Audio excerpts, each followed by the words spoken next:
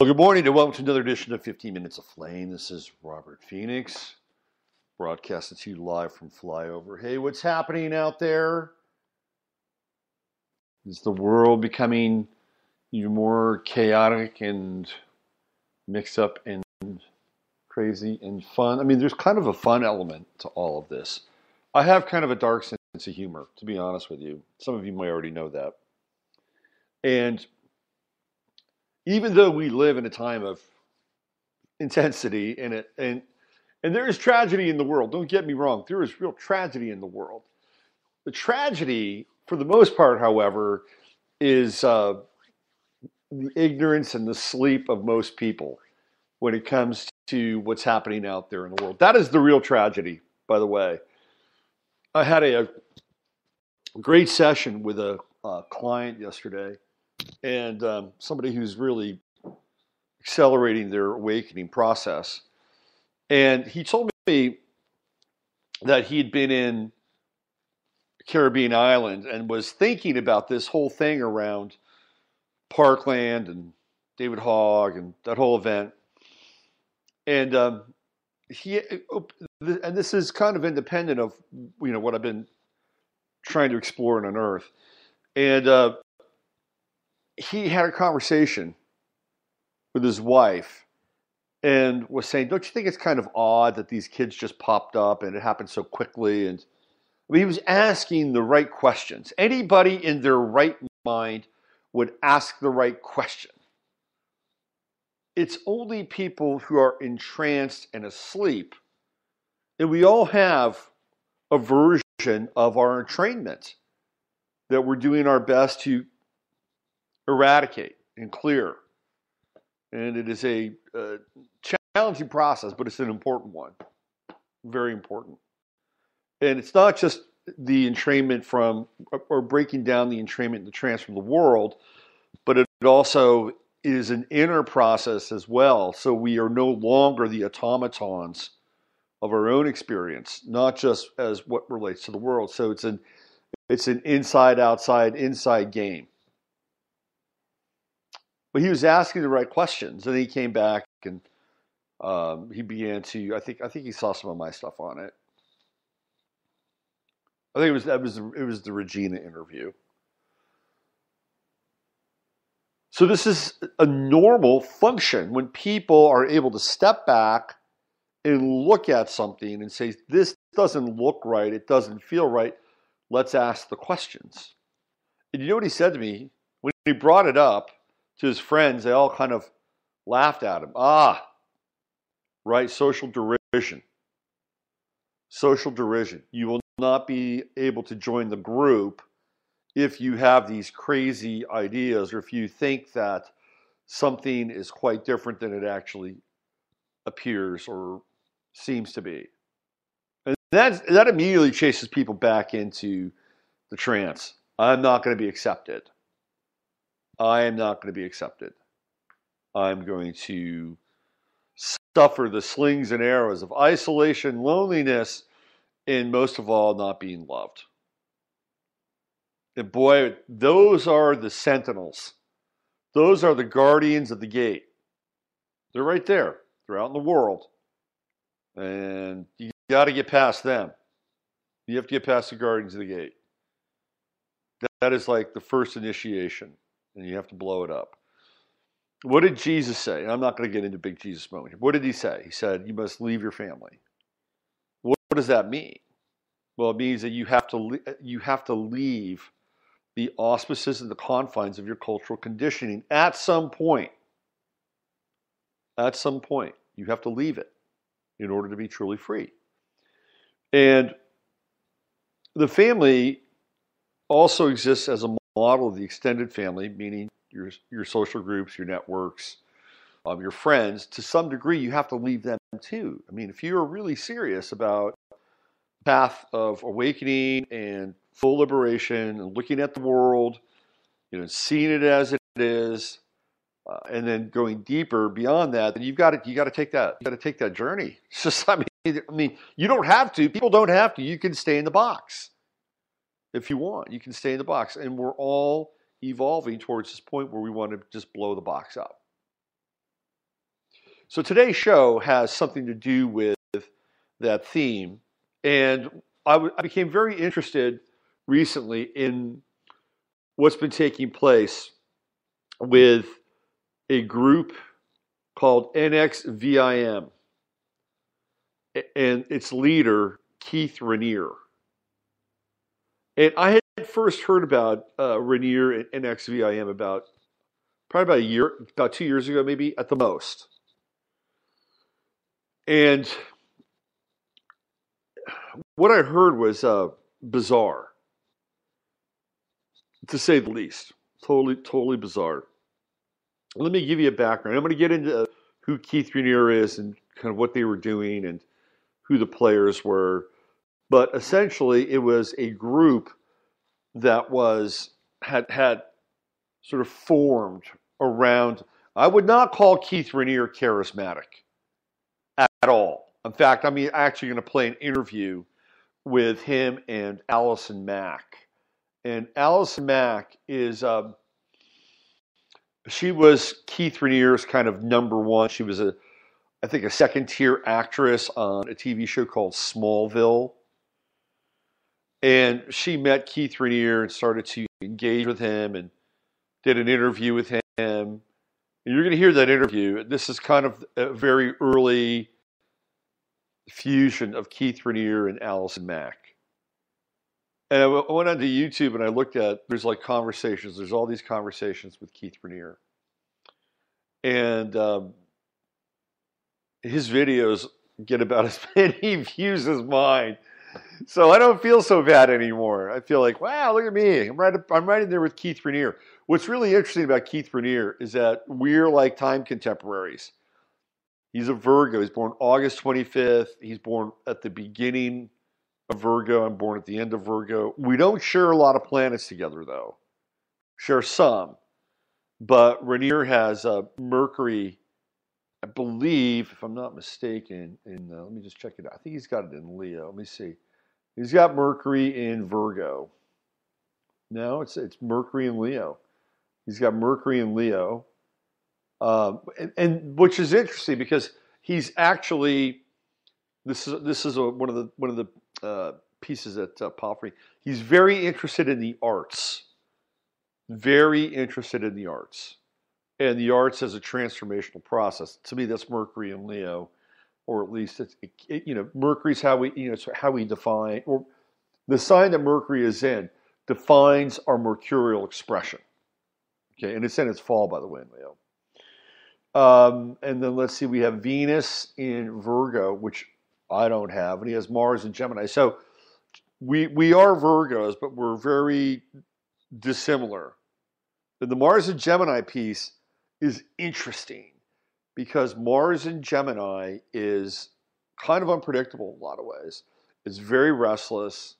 And, for all my Gemini homies out there, and I love you all, but, there's a touch of Gemini that can be slightly perverse. It falls into the category of the devil's advocate, right? The other side of the duality. And this is really clear with Keith Raniere because when you look at him and listen to him, I'm going to play you an example of what he sounds like. Say, oh, this is like Eckhart Tolle Jr. or his brother, his spiritual bro.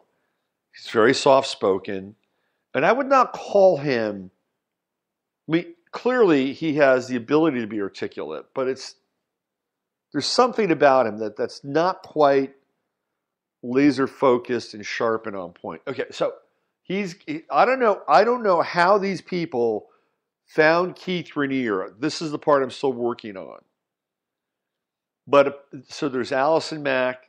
There is the son of the former president of Mexico, Salinas, and then there are the Bronfman girls, primarily Sarah Bronfman. We're going to talk about her a little bit, and it's through the two Bronfman daughters that NXVIM basically funds all of its programs, and apparently Keith Raniere was using their money to play the futures market and was losing his shirt in the futures market as kind of a prophet, somebody who could sense trends and shape potentiality. Keith Raniere is an absolute failure, in my estimation. And I'll go through some of this. But there's a lot of interesting, bizarre twists and turns with the Keith Raniere NXVIM story. I mean, really bizarre. So one of the things that comes out of this is it's not just like, another enlightenment scam, okay? There was a whole other kind of underworld experience happening theoretically. There's stuff here. Now, you got to remember that two of his second in command was Sarah Bronfman, and she is the daughter of Edgar Bronfman. And the Bronfmans made their money. They made a huge amount of money bringing Canadian whiskey into the United States. And one of their main distributors was Joe Kennedy. Old Man Kennedy was a big distributor of Canadian whiskey in Boston during the Prohibition. The Prohibition was one of the greatest things that could have happened to elicit the distributors of illicit substances, i.e. alcohol, because they made, as my millennial friends would say, a shit ton. I had to define. My buddy Ethan, who produced my my astrological videos, my course, we were hanging out the other night, and he kept using the word shit ton. And I had to clarify with him, is a shit ton more than a ton? What is the actual volume and density of a shit ton? He says yes. A shit ton is more than a ton. A ton is just a ton, but a shit ton is way more. Okay. So the Bronfmans and a bunch of other people, not a bunch, a select group, not a bunch. Let's clarify that. I need to be clear on my language. They made a shit ton of money during Prohibition. Isn't that great? Now, this is the way the world works, man. It is the way the world works. This is not a perfect place. It will never be perfect. There are no panaceas. There will be no utopias, and that's fine. And as soon as we wrap our heads around that, the easier it is for us to be able to experience our humanity and our divinity, because we are not perfect. The world is not perfect. Now, ironically, or paradoxically, it's all perfect, right? It is all perfect. And ultimately, you begin to see there's this very interesting pattern and work at play, even though right now we're in a very complex pattern, kaleidoscopic pattern in many ways of deconstruction. So just getting back to Prohibition. It's let's eliminate the competition. Let's eliminate anybody who has any desire, idea to create libations for the rest of the country. We're going to wipe them out. Or they're going to be wiped out by some morality clause. And then the bad guys come in, theoretically, and they make all the money. And Bronfman was clearly that's how their fortunes have been made. And the Bronfmans have been very, very political as well, using their mighty money and mighty clout to change and alter the social landscape. And this is what happens when people have money. They begin to change the world. They begin to play God. And tomorrow I'm going to get into this, and I'm going to give you a tease about what's coming tomorrow. And what's coming tomorrow is the transgender economy, the transgender industry. And what I'm going to share with you is going to blow your mind.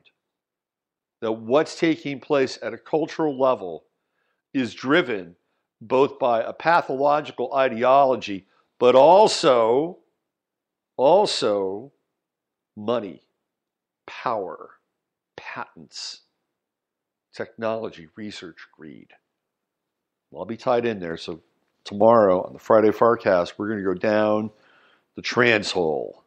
And we're going to look at the market that is driving, defining, and redefining self and the market forces behind it. It's all part of kind of a Jupiter and Scorpio thing, retrograde. And this is what's happening with Keith Raniere and NXVIM. It's a Jupiter and Scorpio retrograde revelation. Jupiter and Scorpio, Sachs, power, retrograde. We're getting a look at it now behind the scenes. So Keith Raniere, let me read you his background. We got a comment here on the old chat room. Let's see, who's this? Judy. When I envision a shit ton, it's always heaped high and rounded on top. Much more than a ton. That's right, Judy. She's provided us with a visual of the shit ton. It actually is like, a mountain that's rounded at the top. That's a good visual. So let me get into Keith Raniere. This is his description of who he is. He's a rather unremarkable. Remember, he's a Virgo. He's an early Virgo. He has that kind of. There's something about the early Virgo that is quite, virginal, right? Pure, untainted. Okay, so this is from the website Executive Success Programs. Founder, Keith Raniere. Keith Raniere holds many titles to his name. Scientist, mathematician, philosopher, entrepreneur, educator, inventor, and author. But perhaps most poignant among them is that of humanitarian. He has devoted his life to studying the human psychodynamic and developing new tools for human empowerment, expression, and ethics. Ethics is a word he likes to use, and you're going to hear this on the Allison Mack interview. His endeavors share a drive to enhance human existence as he works tirelessly and joyfully to help others elevate their awareness, success, and ultimately experience of life. Raniere has collaborated with professionals from a vast array of backgrounds, from producers of large-scale theatrical performances to scientists in the study of neurological conditions. He's got another interview. There are a bunch of conversations with Keith Raniere videos on YouTube. And one of them is with a guy I think his name is Sam Elliott. Not the Sam Elliott, not the one who is the guy who talks like this. Married, he was a Marlboro man. He did commercials for beef. That Sam Elliott? No, it's not that Sam Elliott. And this Sam Elliott had Tourette's syndrome. And apparently, Keith Raniere healed him of Tourette's. His aptitude for solving problems, his ceaseless dedication and attention to detail, there's the Virgo, and his enormous capacity for compassion. Enormous, huge. Formed the cornerstones of Keith Raniere's character. From early childhood, he demonstrated astounding gifts nurtured by his parents and subsequent mentors. By the age of 1, he could construct full sentences and questions. He was able to read by the age of 2.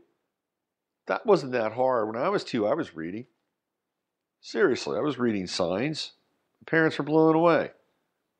It's not that big a deal. When I was in the first grade, it was like, reading?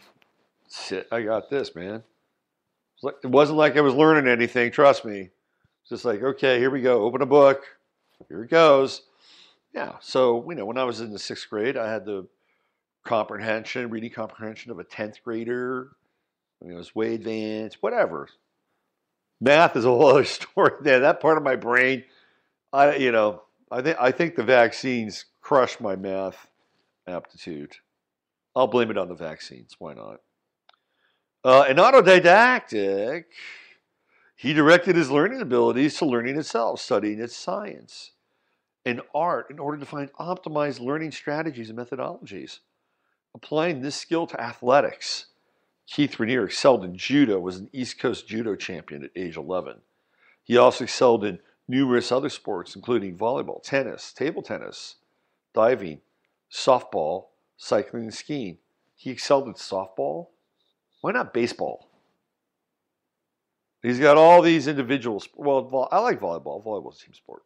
Tennis, table tennis, diving, softball, cycling, and skiing. Softball.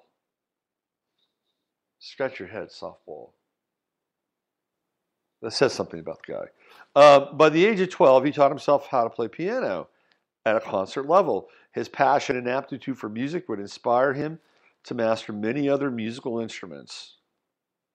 He taught himself high school mathematics in 19 hours at the age of 12. Only 1 year later, he was proficient in third year college mathematics and was a professional computer programmer.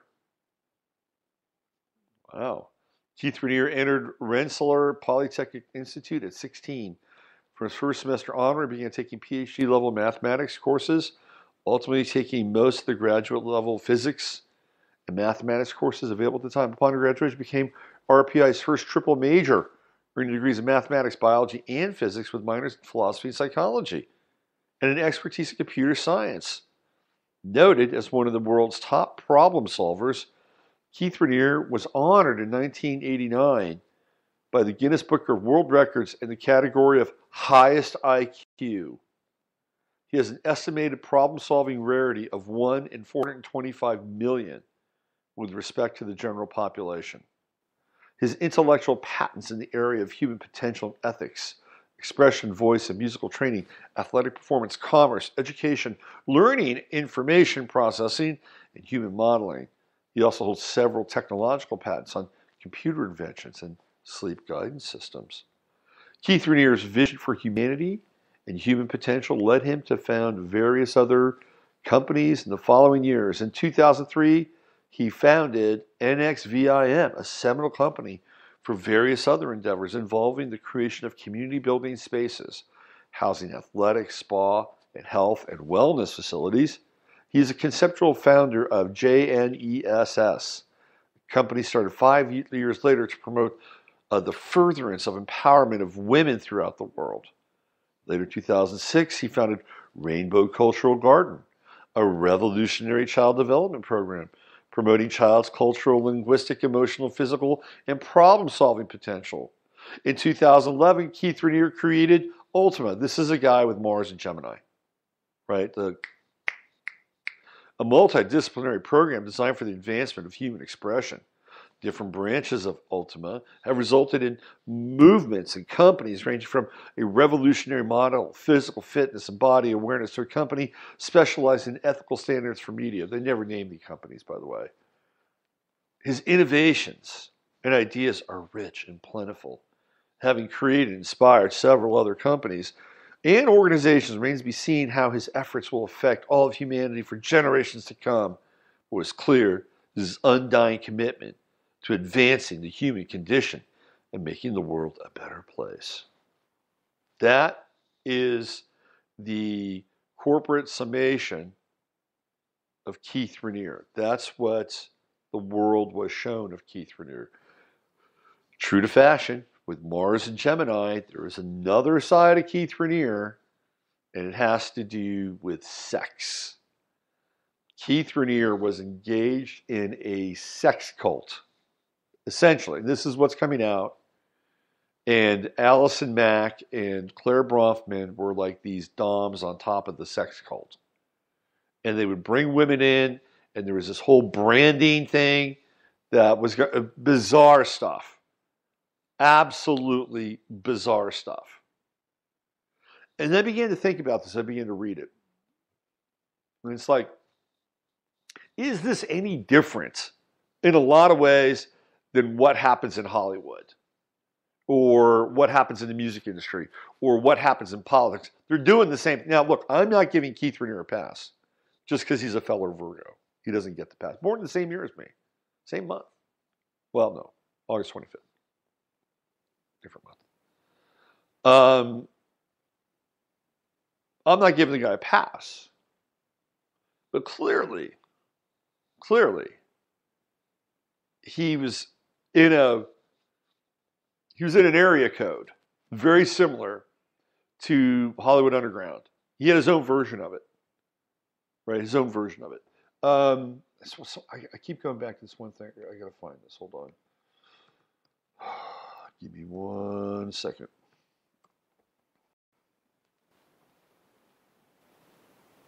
Okay. All right. Keith Raniere, while he's not a millennialist, meaning like he's not planning for the end of the world, comes off a bit like David Koresh in some ways. They're both musicians. All right, so here's what I want to do. I want to give you a sample of Keith Raniere, and I'm going to play his interview with Allison Mack. And this was put on YouTube in 2017. 2017. Okay, here we go. Let's go into this. Here we go. Now, we're going to get into Allison Mack afterwards. I was going to ask you something a little bit more that I've been thinking about recently with respect to like the responsibility of media and the work that we put out, and how we seem to be going down an interesting path as far as the things that we produce, both in the news and also just in films and television shows and things like that, where they seem to be becoming less and less responsible, or less and less moral, or less and less consistent. And I'm just wondering, like, how do you work in a commercialized field where it seems like that's what the audience wants and that's what people are feeding the audience? How do you work in a commercialized field, make the impact that you want to make, and yet still have it be something viable? Is that possible? Well, it's a system. And it's interesting. It's the problem in politics. It's the problem in, to some degree, justice, in media, and also in what you might call the acting field. And when I talk about media, in this case, I'm talking about reporting media and acting media. Right. You know, you can make a great movie that grosses a lot of dollars if you give the public what they want to hear. Right. And what they want to hear does not necessarily make them happy. Sometimes they want to hear a tragedy. Sometimes they want to hear something that bothers them. Sometimes they don't want to hear something that bothers them. But if you give them the right thing at the right time, you can make a lot of money. That is reflective of society. That's acting media, movie media, when it reflects society's wants. And in a very mild sense helps form them. But it actually more helps solidify them. Then you have the sort of more progressive things that lead society, that change their views. The problem right now with society is is not self-reflective. Because we don't have a strong community structure, a strong national structure, and down to the strong family structure and individual structure, these things are not reflective of really a specific type of morality. You question most people, and in some of our educational programs, you know, one of the modules is good and bad. And a lot of people say, oh, this is good, this is bad, but they don't have a real definition for it. And when they're put to the task, suddenly they realize, well, the reason why I think it's good is because I thought it was good, and because I thought it was good, I thought it was good, and I was told it was good, and I thought it was good. But is it good? I'm not sure it's good.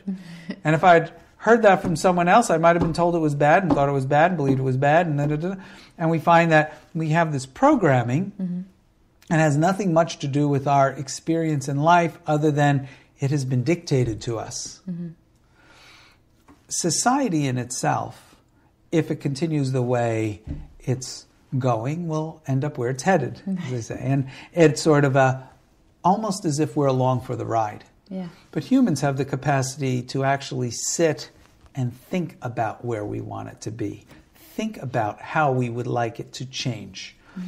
And that contemplation has to be something that becomes understood in society. That people understand it, families understand it, communities understand it, and that the different ethical issues that come up are discussed. I believe, and I believe this for a while, that's why we have a specific ethicist curriculum. I think that being an ethicist will be as much of a foundation to society as being a business person. Mm-hmm. That in communities and even in families, there will be people who are ethicists and ethical minded mm-hmm. that help guide that. Mm-hmm. Now, right now, that doesn't exist so much. Mm-hmm. So when you go into the movie industry, you have a problem because you see, especially someone like yourself now who's thought about these things quite a bit, and you were expressing to me earlier about I think it's a TV opportunity, is it? Or something along those lines? Mm-hmm. And when you examine it, you see that it actually supports something that you find not so good in society. Innocent in itself, mm-hmm. but supporting something that's not good. Right. And your ethical consideration is, what will it do if I contribute to it? Mm-hmm. And what will it do if I don't contribute to it? What mm-hmm. will it do for society? What will it do for me? All of these different things. Back mm-hmm. and forth it goes. That sort of consideration is very important. Unfortunately, if more and more actors did that, there would be more and more poorer actors because a lot of actors would not stomach what they were actually doing. Mm-hmm. Because the industry right now is in a place where it's reflecting society's values, and society's values are somewhat haphazardly put together. Right.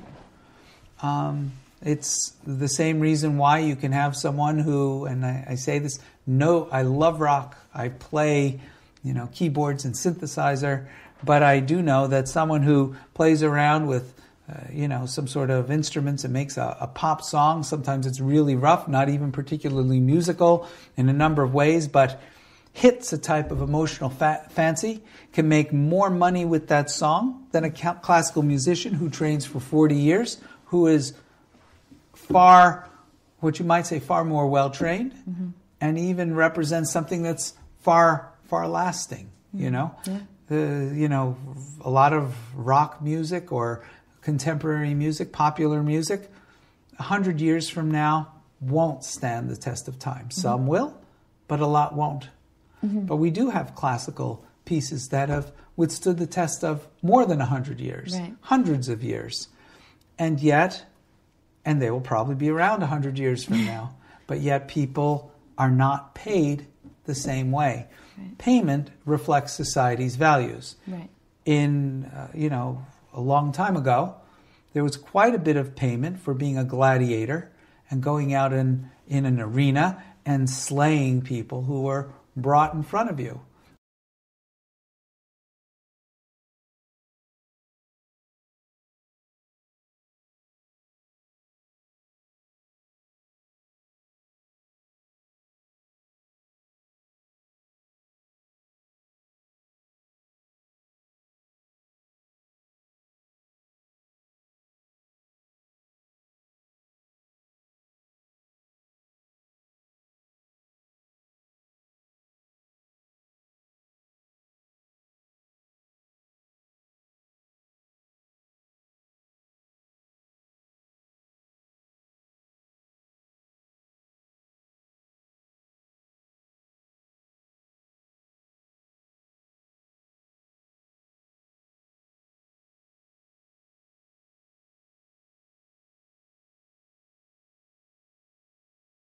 Values. Well, who determines? Whoops. Okay, here we go. Sorry about that. I wanted to give you just a little sample of that. Keith Raniere's got to get his history right.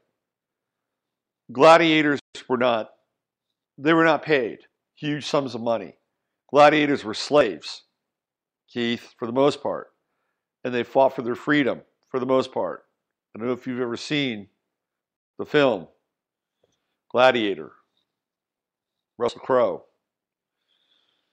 Maybe you want to watch it while you're in jail. The guy's in jail now, and he's looking at a very kind of stiff bid. Long, stiff bid. That sounds really wrong, doesn't it? He's going to be in jail for a long time. Stiff meaning hard. Hard time.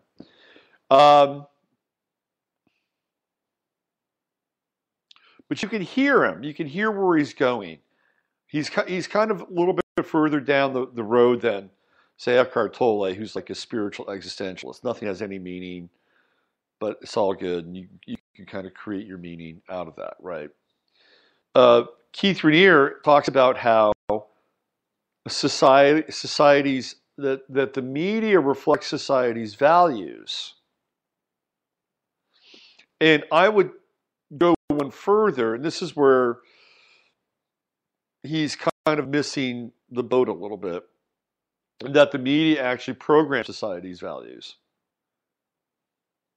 That's why they call TV, like you watch a program on TV, it's really clear, really simple. So what he's missing here is that it's the media that's creating the social milieu and the need for certain people to experience certain media at a certain time. And he brings up the word ethics. And he's actually, in some ways, kind of getting this, right? Like he's like seen from the top down that there is a crisis at a national level. And there is. And there's a crisis at a communal level. And there is. And there's a crisis at a family level. And there is. And there's a crisis at an individual level. And there is. And what I believe he was trying to do, and again, we're going to get into the sordid side of Keith Raniere here in a minute, he's trying to rebuild the individual. So I just wanted to share with you kind of his vibe. Okay? Very soft-spoken, his vibe. Now, if you want to get kind of the lowdown on the scene of the relationship with NXVIM and Keith Raniere and Sarah Bronfman, there's a website called the Frank Report, and it's put out by this guy named Frank Parlato, and he gets into this pretty deeply. Okay, so I want to turn away from Keith Raniere for a second and go into Sarah Bronfman, because Sarah Bronfman is one of the economic drivers behind NXVIM, and of course he had Allison Mack, he and Allison Mack became intimately involved, and basically Allison Mack became like this dom. Both her and Keith Raniere were like into this whole dom and sub thing, and they would bring in women into, and this is like part of the story, and these women would have these they'd literally be branded, and there were two brands, and there was a medical doctor that was employed by Keith Raniere and NXVIM to medically brand, well, or not medically, let me say this incorrect, be branded under the supervision of a doctor, so it would be more clinical, safe, and clean. So he was also covering his ass, right? So there was somebody with the actual certification that was doing the branding. And there are pictures of the brands on the internet.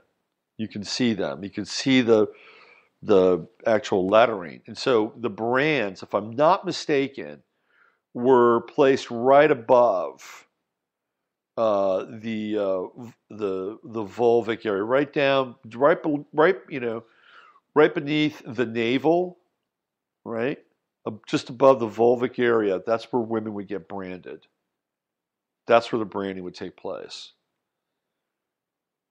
So that's the Allison Mack and Keith Raniere story is one story. And then there's the Sarah Bronfman story, which is totally bizarre. And I'm going to read this to you. This is from the Frank Report. Now, Sarah Bronfman is completely unhinged. And it's almost like, and this is one of the things that the Frank Report kind of gets into, she almost becomes this karmic agent that undoes a lot of the illicit and illegal behavior and ill-gotten gains that the Bronfman family has accrued over the years. Both her and her sister are almost like these Shiva-like characters that are, whirling a path of destruction through the Bronfman name and the Bronfman fortune. It's absolutely fascinating. So let me read this to you. And what happens is, she gets involved in bringing the Dalai Lama to New York so he can speak to the NXVIM community. Maybe I should read that story first. This says a lot about the Dalai Lama. So this is from the daily.co.uk. Exclusive: Dalai Lama was paid $1 million to endorse women branding sex cult after secret deal between Buddhist celibate U.S. emissary and a Seagram billionaire lover. This is all true. Buddhist leader, the Dalai Lama, was linked to NXVIM, the controversial self-help organization described by former members as a sex cult. He spoke at an event in Albany, New York in 2009 and put a Tibetan scarf around the neck of its founder, Keith Raniere. It was said to be a victory for NXIVM. DailyMail.com can disclose the Dalai Lama was given $1 million to spend on causes he backs in return for attending the function. You see, the Dalai Lama has a nonprofit, and he can't receive any money personally. But through the nonprofit and the Dalai Lama Foundation, he can receive money. This is a detail that the worshippers of the Dalai Lama can't wrap their heads around. God, he doesn't get any money. This is a lie. No, it's not a lie. He gets money. He gets huge money. And he's like a freaking rock star. I've been in the presence of the Dalai Lama. I've been behind the scenes with the Dalai Lama. I spent essentially 2 days at Stanford University as part of a performance that my buddy, Stephen Kent, was a part of. And I got a backstage pass. I saw what was happening. And while I didn't see like the grand sordid details, what I did see was a lot of Secret Service guys employed for the Dalai. They were all over the place. All over the place. The place was crawling with Secret Service. That's taxpayer money. We're paying those guys to basically protect the Dalai Lama. And I was at the chapel in Stanford where Orville Schell was doing a Q&A with the Dalai Lama. Had some bizarre answers, by the way.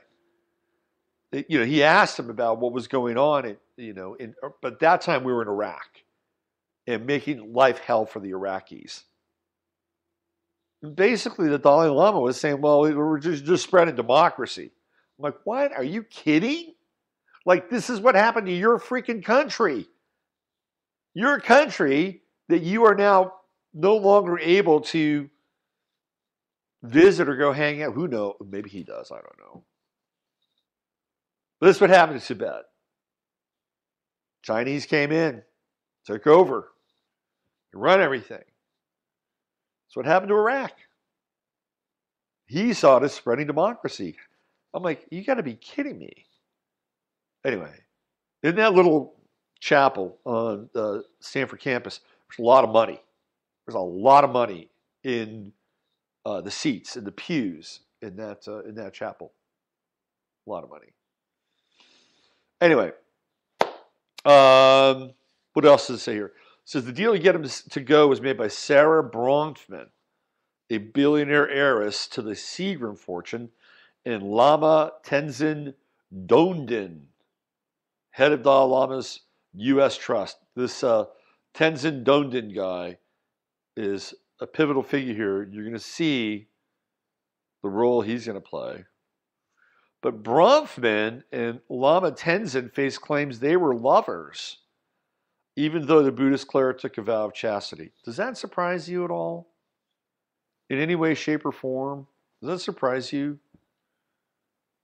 Chogyam Trungpa Rinpoche might have been one of the most failed humans of all time. And I mean by failed, meaning that he came to the United States and actually went to Europe first, went to England first, and he had a major car accident in England. I think one of his monk buddies died. And then he came to the United States, and he essentially started this cult, for all intents and purposes, in Boulder, Colorado. And I know stories about Chogyam Trungpa Rinpoche. I remember talking with Bhagavan Das, who was hanging out at Naropa with him. And there would be women who would go to Trungpa's room to have sex with him, but he was too drunk. And he couldn't get an erection. This is clear. This is not my words. Okay? And I'm going to leave out the other part of the story. But and this is what happens with humans. This is the part that we have to understand. We're all imperfect. But do your imperfections harm other people? And that's really what it comes down to. Do your imperfections harm other people? And if they do, then you better clean them up real fast. You better get clear on that and try to, hazmat those imperfections. Clearly, Keith Raniere has some imperfections. All right, let's keep going here.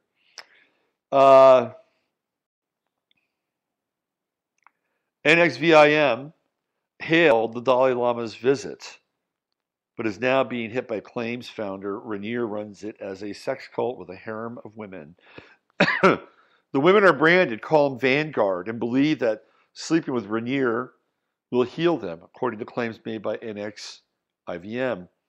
Raniere denies it is a sex cult, but neither NXIVM or the Dalai Lama's office addressed the latest allegation. I'm just going to read you a little bit of this.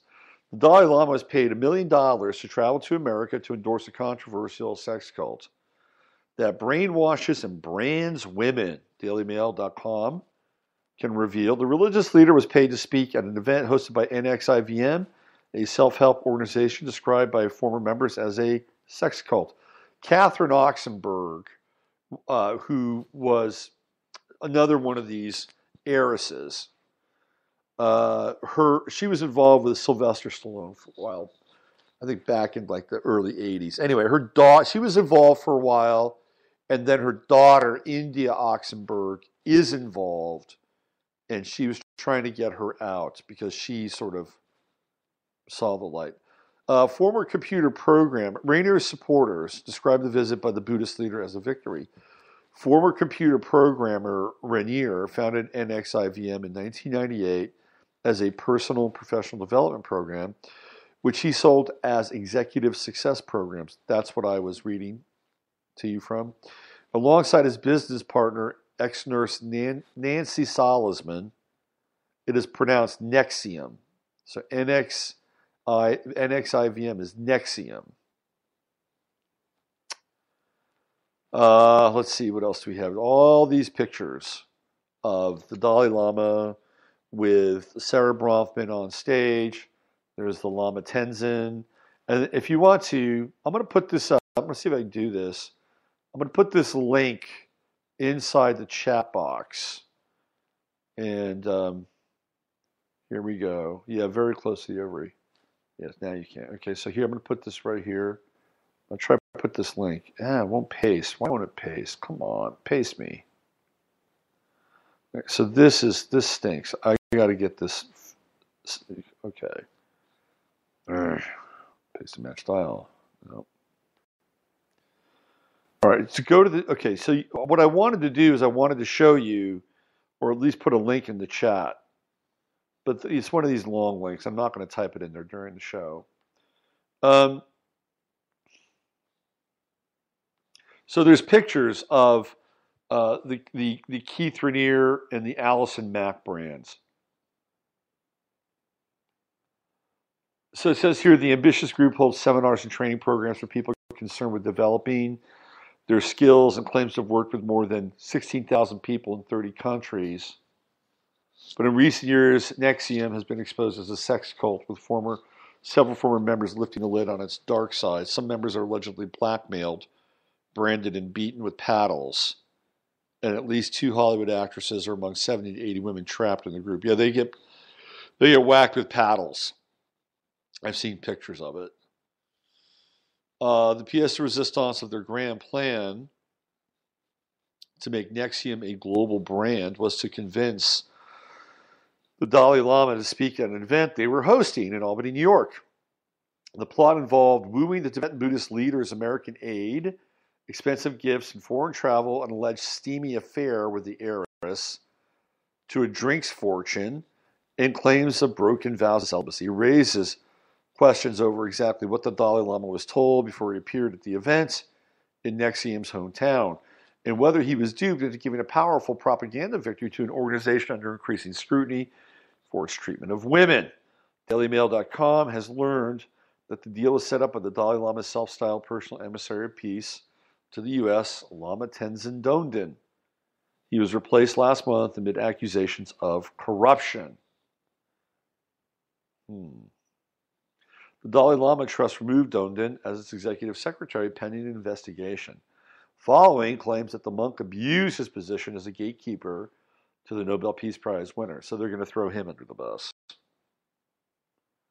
According to testimony, Dongden and Sarah Bronfman were closely associated, and Dongden agreed to help promote NXIVM. The monk arranged for Bronfman and her sister Claire Bronfman, as well as Nancy Salzman, president of NXIVM, to travel to Dharamsala in India to meet with the Dalai Lama. There they expressed a desire to invite His Holiness to Albany to meet the controversial NXIVM leader Raniere and offer to make a suitable contribution for the Dalai Lama for his worthwhile causes. But according to sources, what had been planned is a 4-day trip to the U.S., visiting prestigious colleges alongside Raniere. So he was going to basically take Keith Raniere into college campuses. It's another form of branding. He's going to take him into these college campuses, and the people on the college campuses would be seen by Raniere alongside the Dalai Lama. Okay?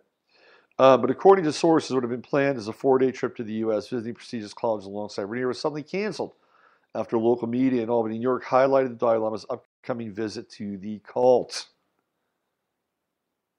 Now, on this page, and on the page, or on the page up the site I'm going to go to,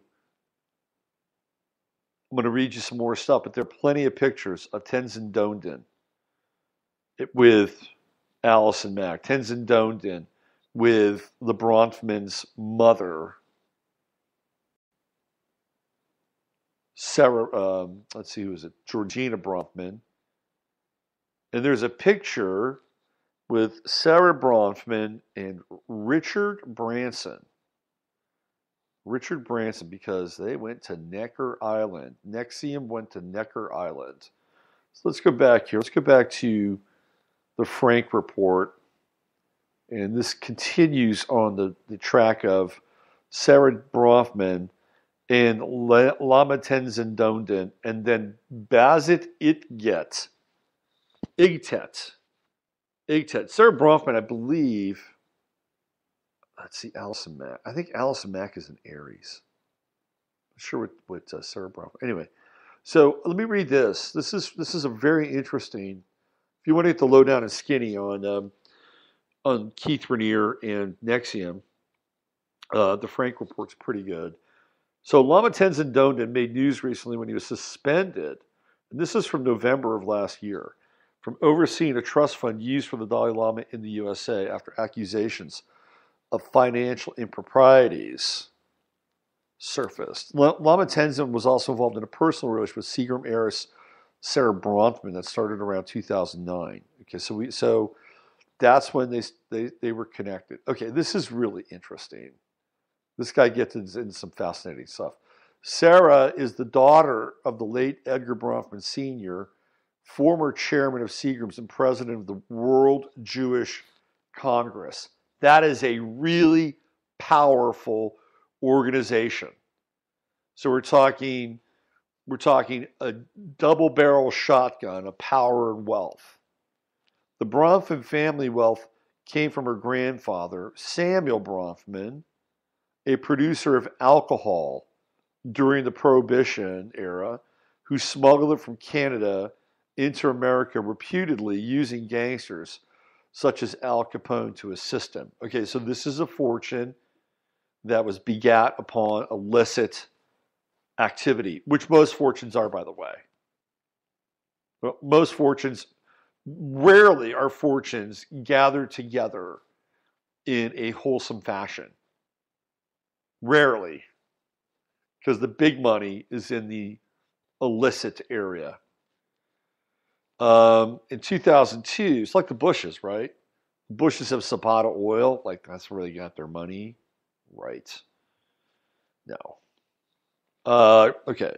So in 2002, Sarah and her sister Claire became involved in NXIVM. They had access to about $150 million in trust funds when they joined. Court records show the sisters siphoned off their trust fund to finance NXIVM and cover the failed bets of its leader, Keith Raniere, in the commodities market. So Keith Raniere is using his vast intellect, his superior mental skills, to make a shit ton of money in the commodities market. Didn't work out so well. Millions were also spent by the sisters to support a flood of lawsuits filed against Keith's enemies. So they were proactive. They weren't like responding to lawsuits like Alex Jones is now doing. But Keith Raniere is actually being forceful. By 2007, the sisters had squandered their personal trust and were desperate for more money to sink into NXIVM. Sarah and Claire sought to change the trustees overseeing their portion of the master trust in order to gain access to another $200 million. So there's a board of trustees, right? They wanted to flip them, get out of here. We want other people to make different decisions. Edgar Bronfman Sr. considered having his daughters declared incompetent by the courts. So here's where this whole thing spins off and goes like completely wacko. Well, it's all wacko to some degree. Sarah married an Irish jockey, Ronan Clark. An Irish jockey, okay? And divorced him 4 months later. That seems a little impetuous. She had an affair with her cult leader, Keith Raniere, as well as some of his disciples, including, to reports, Edgar Boone and Emiliano Salinas, son of the former Mexican president Carlos Salinas.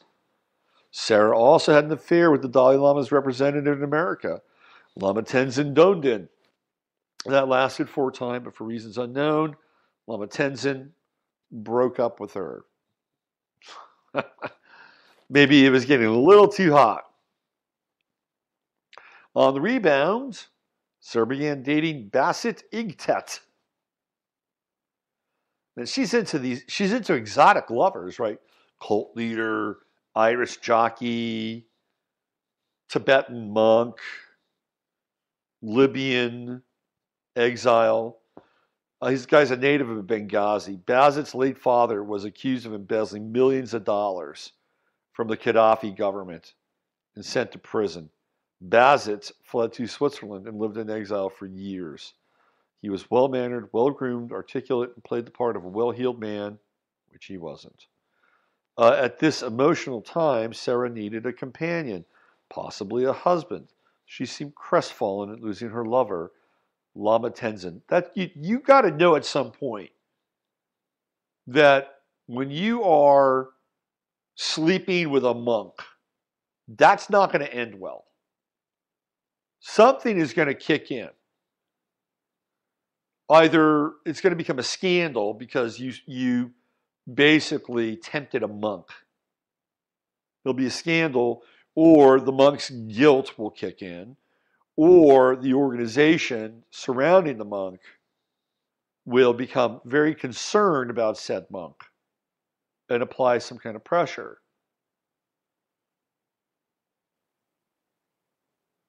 Doden Tenzin lost a great opportunity there. He should have come out and declared his love for Sarah and broken free from the evil clutches of the Dalai Lama. Right? Man, you had your chance at real enlightenment there, Dondin. At this emotional time, okay, we got that. Bazit was put on a reasonable allowance by Sarah, and I suspect he looked forward to exerting a greater control of his wife's wealth as time passed. She would get her full inheritance upon the death of her father. When Edgar died at the end of 2013, Sarah Claire came into control of vast money. Claire decided to put her fortune at the feet of Keith Raniere. For all that money, the guy's only got like 800 YouTube views. You would have thought that he could have at least paid some programmers in India to pump the volume on those views. Somebody doesn't understand social marketing, or in the NXIVM organization. They're not that cutting edge. A battle seems to have occurred between Keith and Bazit for Sarah's money. At first, Bazit was not too friendly. However, when it became clear Keith would control Sarah's money, Bazit became friendlier with Keith. This is like Survivor, isn't it? It's like the game Survivor. Keith told, here's where the master problem solver, Keith Raniere, steps forward. Remember, he's got the 425 millionth, like, highly rated percentile problem solver on the planet. Keith Raniere is in a league of his own when it comes to problem solving. Keith told Bassett he should run for Prime Minister of Libya, despite the fact that he had a Jewish wife. I mean, read the room, Keith. And had not lived in Libya for decades. Bassett ran for Prime Minister in 2014, spending Sarah's money. Reportedly, Bassett was asked how he would solve the security issues beleaguering Libya. He replied that solving the 4 problems of fear, greed, love, and sex was the formula. Who do you think told him that? He lost badly. Again, with Keith's guidance, Bassett used social media early this year to gather supporters to stage a rally to overthrow the government of Libya and to install himself as its unelected president. His effort failed since hardly anyone showed up to support him. The problem with Bassett is that he was with the wrong cult leader. He should have been with John Podesta. If he was with John Podesta, he'd be the ambassador. He'd be the president of Libya now. And that would have been a perfect full circle then, wouldn't it? He was just with the wrong cult leader. NXIVM is alleged to be involved in illegal activities such as money laundering, immigration fraud, tax evasion, coercion, human trafficking, blackmail, hazing, and other crimes. Keith Raniere may be arrested soon. He was. He fled. Keith Raniere fled to Mexico. And the Mexican, that's like you can't go to Mexico anymore and not be deported. Sorry, Keith. That was a bad use of problem solving. Okay? Really bad use of problem solving. If Keith Raniere wanted to be outside of the long arm of the law, he probably should have gone to North Korea. Wouldn't that have been a great NXIVM program? Keith Raniere really, he screwed this one. He should have gone to North Korea. NXIVM leader goes to North Korea in a controversial move to bring a form of social enlightenment to Kim Jong-un and the Korean people. Try to get him out of Korea. If Kim Jong-un is like into this guy, he's not going to. He picked the wrong country. Maybe Venezuela, a little bit closer. Think the Venezuelans would deport him? No. If he's got a pipeline to wealth, he went to the wrong country. He thought because Salinas' son was there that there'd be some ties to the ex-president in Mexico and he'd be protected. Nope. It remains to be seen if the Bronfman sisters, who inherited wealth spawned by crime, will also be charged as criminals, completing the circuit of their ill-gotten money of the Bronfmans. That's a really interesting point. Bazit may wind up with Sarah's money if there's any left after a criminal trial, seizure, and the class action lawsuits soon to emerge when the truth hits the fan. They have a little baby now, and she's completely changed. She has short hair. She looks matronly. Oh, look at it's a beautiful baby. Here they are, oh, with their little baby, beautiful little baby. And then there's Tenzin, Bazit Itgit, and Tenzin. Then there's Keith Raniere. What a cast of characters here. And then here's a picture of Sarah Bronfman at a NXIVM retreat with Richard Branson. Branson says he doesn't know who these people are, that they were never there. He doesn't know who they are. Blah, blah, blah, bullshit. Bullshit. Sarah Bronfman was a little more attractive when she was a wild, unhinged cult leader or cult follower. I just have to say. Claire and Sarah Bronfman on stage with the Dalai Lama. And then, oh, there's the Dalai Lama giving Keith Raniere the white sash. Ironically, Keith Raniere gives out a white sash to beginners in NXIVM. Was the Dalai Lama trying to teach Keith that he was at the beginner level of spirituality, as unevolved as the lowest of his students? Question mark, question mark, question mark. Interesting, very, very, very interesting stuff. Fascinating stuff. There's all kinds of dirt if you want to find out more about what's going on with NXIVM. I highly recommend the Frank Report to check it out. And let's see, there's a lot of other stuff on here. Now there's rumors coming out. This is from 2 days ago. Allison Mack and Nikki Klein, both members of DOS. They might be married. Sources: Allison Mack married actress Nikki Klein to defraud U.S. immigration. So Klein is a Canadian. So for regular readers of the Frank Report, this info is not news. Sources inside NXIVM told Art Voice, that's another website that's been following the NXIVM scandal, the reputed sex cult leader Allison Mack married former actress sex slave Nikki Klein in order to allow Klein to stay in the USA. That's not a big deal. That happens all the time.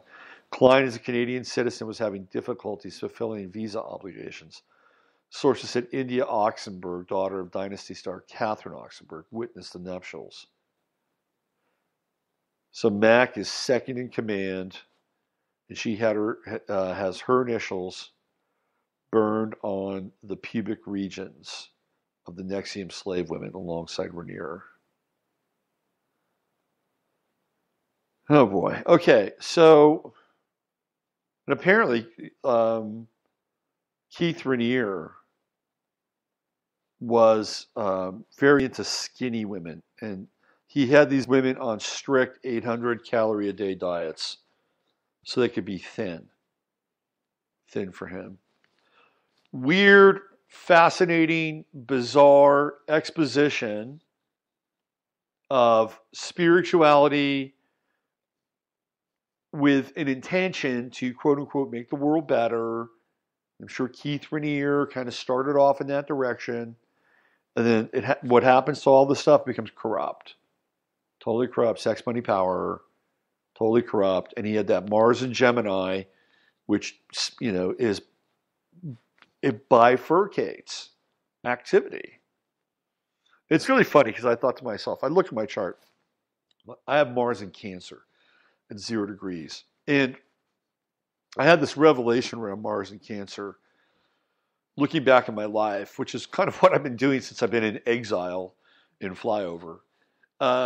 And I thought to myself, I looked at a number of relationships I had over the years. And there was a certain pattern that emerged with these relationships. And it was like, I was involved with really powerful women. It happened. And some days it's really great. It's like, because I like a challenge. It's like, I like a challenge. And another at times, not so great. You know, and I'm in a battle, right? I'm in a conflict. And I saw this with Mars and Cancer. Because Cancer is the feminine and Mars is like, you know, it's like Aries. It's like powerful. So I drew powerful women into my life with Mars. I was like, oh, I get it now. I get it. I draw Mars-like women into my life. But for a while, I thought, man, I'd really, you know, and I haven't always really liked Mars and Cancer. And it just turned Cancer when I, just before I was born. And I thought to myself, man, I really wish I could have had Mars and Gemini. That would have been cool. And then I look at Keith Raniere's life thinking, maybe Mars and Cancer is not so bad. Maybe Mars and Gemini is not the greatest. Because I think it was, if I'm not mistaken, I think it's squared his sun, but it was close. We got to there's Beverly, Fellowship of the Minds. Thought, okay, so we can get some links in here. How come I can't get a link? Put it in the YouTube notes when you load it. Yeah, I will. So this is fascinating. But here's the deal. This is where to me, this is the part that I'm intrigued by the whole thing on some level from a social perspective. Where how somebody like, and you look at Keith Raniere, the guy is not charismatic at all. But I think what Keith Raniere is, I think on some level he's safe, right? He's safe, he's gentle, he has the appearance of being kind. But then there's that other side. There's that Mars and Gemini side. So I'm interested from that kind of perspective, how this thing gets built and who's behind it. And the driving force is like, what was driving Sarah Bronfman to become so enamored with Keith Raniere that she would risk almost everything to be engaged and supportive of this guy. That part to me is fascinating. The other piece, though, is this goes on all the time in Hollywood. This goes on all the time in Washington. There are slaves. There are dungeons. There are rituals. Happens all the time. People get branded all the time. So what we're seeing is this kind of hidden in plain sight, quasi-cum revelation of the method in some ways. And it's being held up to us. In which case is Keith Raniere now a unintentional, intentional sacrifice for other activities that we all know that happen and take place. By the way, I found a really amazing series of videos on Steven Spielberg and David Geffen. Really, really interesting stuff. I think I'm going to post them up on Facebook. Damning information. Like damning and deep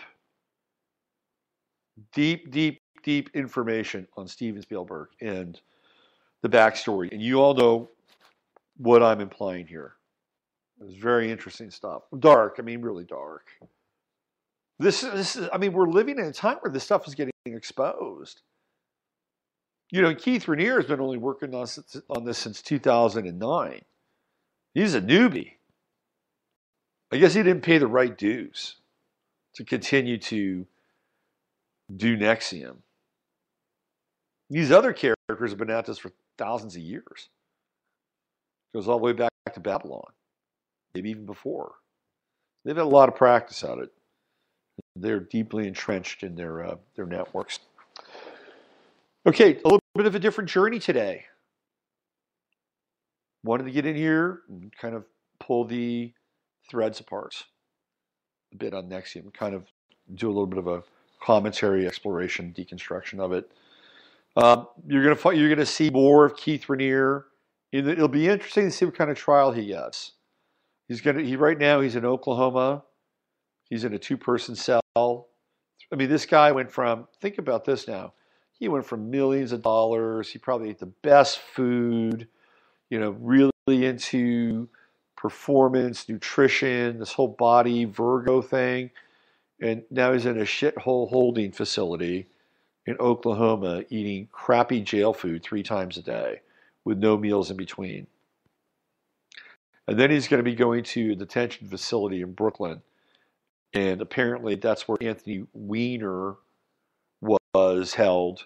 And he knew all about it. He was terrified of going to this detention facility in Brooklyn. And if Keith Raniere, the problem with Keith Raniere now, well, his problem is that he probably can't get bail because he already went to Mexico and they'll say he's a flight risk.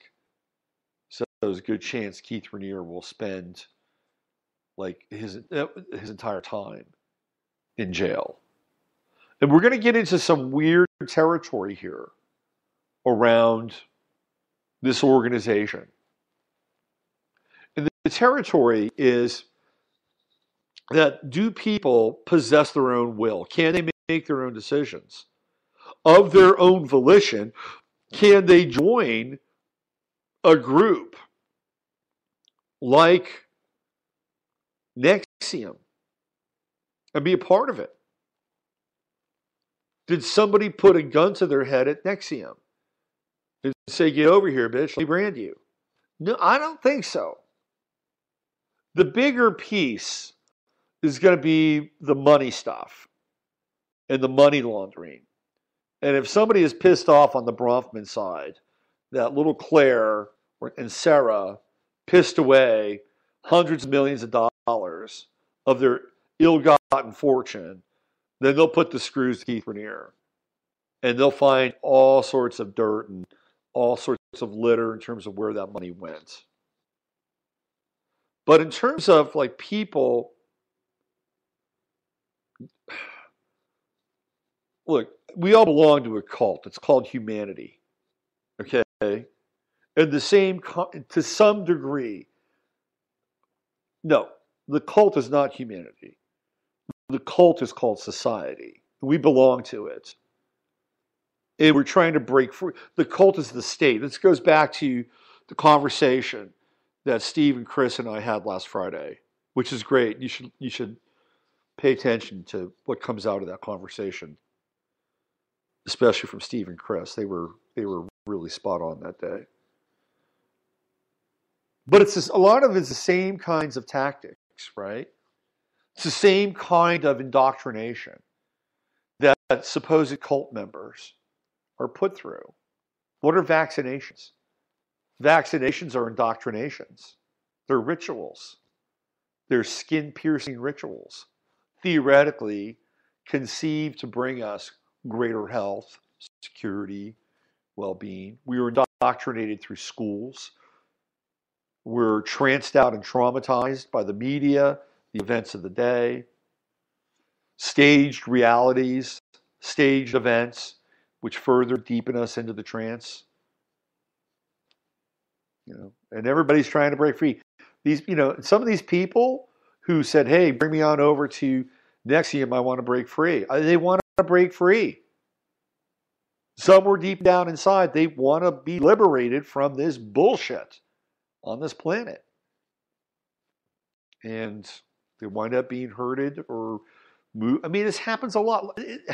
If you go back and look at Carlos Castaneda, I mean, Castaneda was kind of doing the same thing. The difference between Castaneda and Keith Raniere is that Castaneda had way better secrecy. Way better. If you go back and you look at the tensegrity movement that comes out of the Castaneda work, it's all women. And they're all living in one house. And Castaneda has got them out in the world doing tensegrity, which is like Castaneda's version of yoga. It's all very secretive. They leave their family. There are a lot of parallels here. Scientology, I mean, the world is fraught with this stuff. Castaneda died, and there are people in tensegrity that like took their lives after Castaneda died. There are people in tensegrity that left, and you never saw them. People never saw them again. It was like they never existed. It was like once Castaneda was gone. Tensegrity was gone. Everything was gone. It just ended. Stuff happens all the time. And we're all doing our best to break free. To break free of the trance, to break free of the indoctrination, and to break free of the trauma. And I don't know what went on in Keith Raniere's background. I don't know if he was working for somebody else. I don't know if he was a victim of trauma, mind control, MK, Ultra. I don't know. I don't know that much about Keith Raniere. All I know is that some of my videos get more views than his. All right, let's bring it on out of here. Thanks for listening. It's always interesting and, for me, worthwhile to get into some of these topics and deconstruct them. I hope you found today's show to be of interest. You can always tell other people about my show because, man, I want my cult to be as big and as powerful as Keith Raniere's. No, just you can always tell people about the show and spread the information and do with it what you will. I have no aspirations of being a cult leader at any point in time. I would self-destruct before that would ever. I've got a self-destruct program that I put into place before I incarnated so that never happens. Trust me. That'll never happen. All right, let's get out of here. Use your head to discern what's real, your heart to stand on what's possible. I'm Robert Phoenix, and you've been listening to 15 Minutes of Flame. I'll be back tomorrow with the Friday Farcast. Don't miss it. We're going to get into the economics and the industry of trans